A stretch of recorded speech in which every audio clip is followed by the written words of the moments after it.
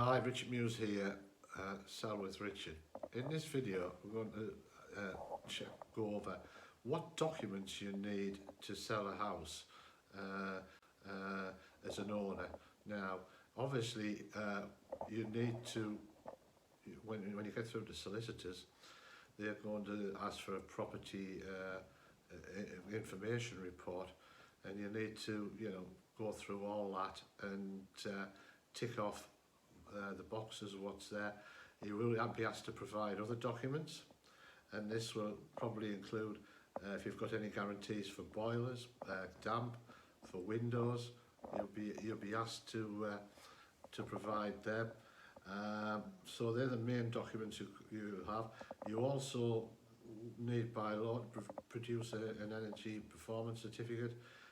Normally your estate agent should do that for you, or my tip is don't get it done by the estate agent. Have a look online, because the estate agents put the whack on, believe me. So you will need that, and also before when you go to the solicitor to sell, he's going to need a lot of documents.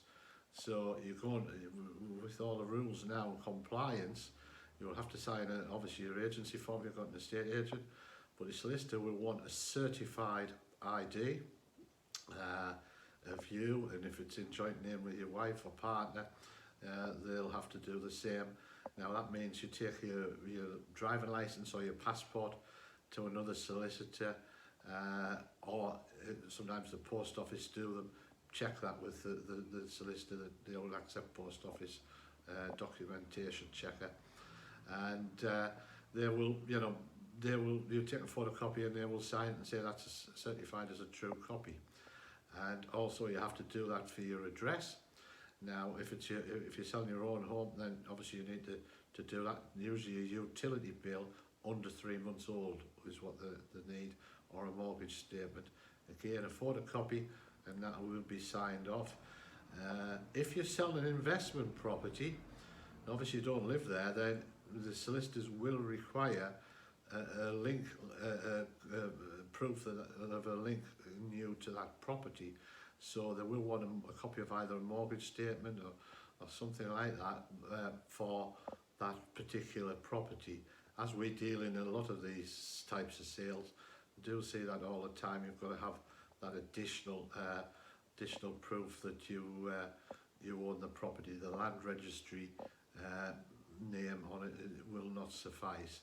And then you have, like I say, you have to take them to a solicitor or other professional body, like maybe a surveyor or an accountant might be acceptable. Generally it's solicitor and the post office. And some solicitors are actually more up to date these days, and sometimes will do a Skype call with you, as long as you have the documents there with you that they can check online. But they're few and far between, if I'm honest.